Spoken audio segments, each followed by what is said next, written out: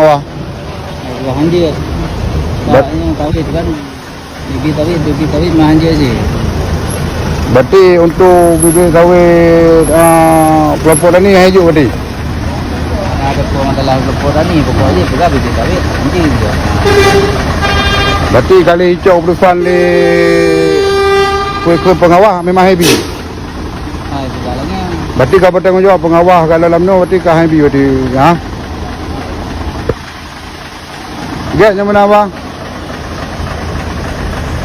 SPBU Lamno. Ha. Bibit sawit penyuluhan lah.